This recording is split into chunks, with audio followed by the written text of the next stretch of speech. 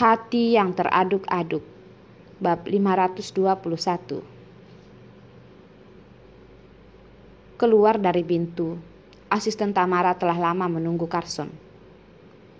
Melihat kemunculan Carson, Tamara segera pergi ke depan. "Tuan Carson, hal yang kau memintaku untuk diperiksa, aku sudah tahu." Carson dengan dingin berkata. "Katakan."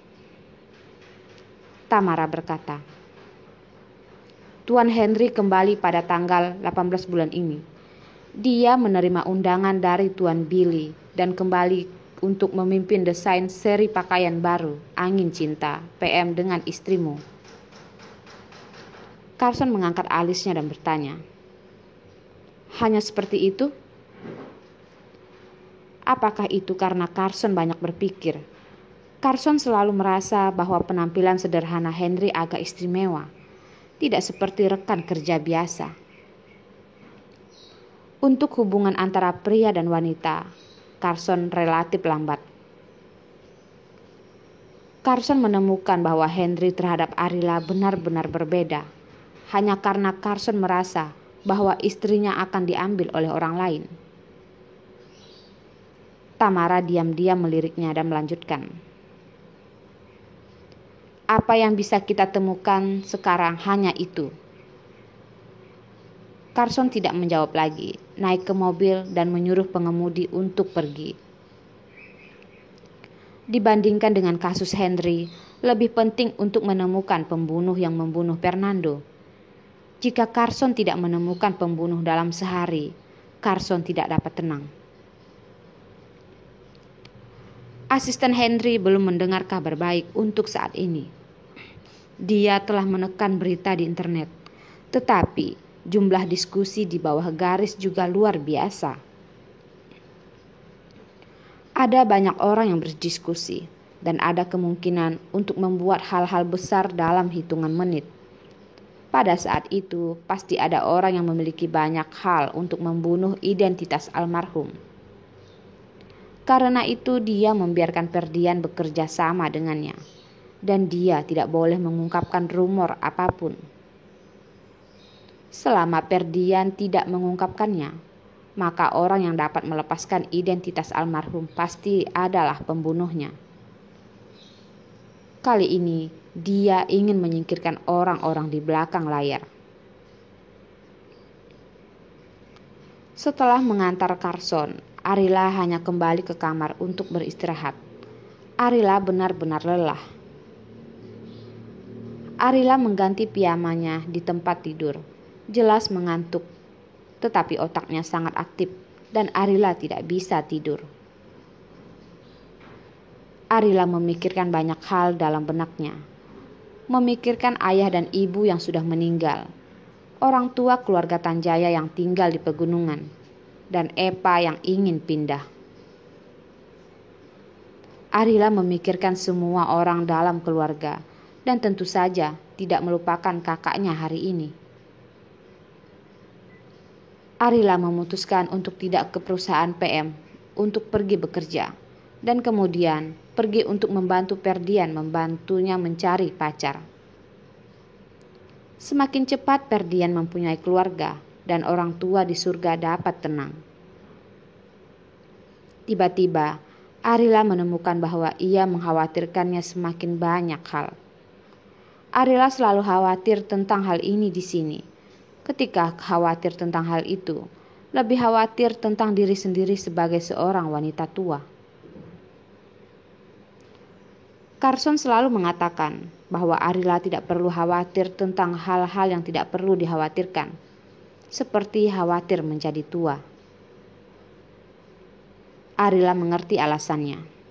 Tetapi Arila tidak bisa mengendalikan diri untuk tidak berpikir lebih banyak. Arila memikirkan Carson, tetapi Arila meninggalkannya sebentar dan tiba-tiba merasa bahwa Arila mulai memikirkan Carson lagi. Arila ingin mengirim pesan teks, membiarkan Carson beristirahat sebentar dari pekerjaannya. Jangan terus memikirkan pekerjaan. Tidak tahu cara untuk berhenti. Dia ingin menggunakan telepon, tapi menyadari bahwa HP itu tidak dapat ditemukan. Kemana HP-nya itu? Arila memikirkannya dan akhirnya mengingatnya. Pada tengah hari di kamar mandi restoran, Arila jatuh ke lantai saat melawan Henry. Pada saat itu Arila takut dan mendengar Carson. Terkejut pada saat yang sama. Arila tidak tahu bagaimana akan keluar dari kamar mandi itu, apalagi mengingat HP-nya. Arila mengambil HP cadangan di rumah dan mencoba menekan nomor telepon lamanya. Jika tidak ada orang yang menemukan HP-nya, maka dia akan pergi untuk membuat kartu baru dan nomor lama tidak akan digunakan lagi. Sayang sekali, foto-foto keluarganya, Tuan Carson, tidak tersedia di HP ini. Dengan cepat terhubung, ada suara yang sangat familiar, tetapi itu membuatnya merasakan bulu kuduknya merinding. Arila, ini aku, kata Henry sambil tertawa, dan Arila dapat dengan mudah mendengarnya. Arila tanpa sadar menggigit bibir dan berkata, "Apakah kau yang mengambil HP-ku?" "Aku dengan baik hati membantu mengambil HP-mu. Kau harusnya berterima kasih kepadaku," kata Henry sambil tersenyum. Nadanya tampak menjadi teman yang baik dengannya selama bertahun-tahun. "Terima kasih. Jika bukan karena Henry, apakah ponsel Arila akan jatuh? Dan sekarang Arila harus mengatakan terima kasih kepadanya." Henry menambahkan, "Aku dengar kau tidak enak badan dan pulang untuk beristirahat. Jadi HP ini akan kubawa dulu. Aku akan memberikannya kepadamu besok. Jika kau terburu-buru, aku dapat mengirimkannya langsung ke rumahmu." "Tidak." Ketika Henry ingin datang ke rumah, tiba-tiba Arila merinding, dan Arila tidak ingin membawa serigala ke dalam rumahnya. Pria yang seperti itu lebih baik menjauh darinya. Jangan menyentuh sama sekali. Jangan memancing amarah. Arila tiba-tiba berkata, "Kau berikan saja telepon itu ke Desi. Desi nanti akan memberikannya kepadaku." Henry mengabaikan apa yang Arila katakan. "Apa kau tidak bisa menyerahkannya ke Desi?" Arila tidak ingin pergi ke kantor, dan surat pengunduran diri akan dikirim melalui email kepada Tuan Billy. "HP-mu sendiri, tentu saja kau harus mengambilnya. Atau aku akan memberikannya kepada Abraham." Henry terkekeh dan berkata, "Aku merasa tubuhku juga sangat bagus. Jadi, aku membuat klaim sendiri dan memberikan ponselmu kepada Abraham." "Henry, aku sudah bilang, kau jangan keterlaluan." Arila merasa bahwa dia benar-benar sedikit berlebihan. Carson dan kakaknya, bagaimana mereka bisa kenal teman seperti itu? Memikirkan Ferdian, Arila tidak tahan. Arila bisa menanyakan kabar tentang Henry dari mulutnya untuk mengetahui apakah Arila telah menyinggung perasaannya sebelumnya. Itu sangat bercampur aduk sehingga Arila tidak lagi mengantuk. Dia bangun ke lantai 3 dan mengetuk pintu Ferdian. "Kakak, ini Arila." Tidak seorang pun di kamar, tetapi terus mengetuk dan masih tidak ada orang yang membuka. "Kakak, buka pintu. Ada sesuatu yang harus aku katakan."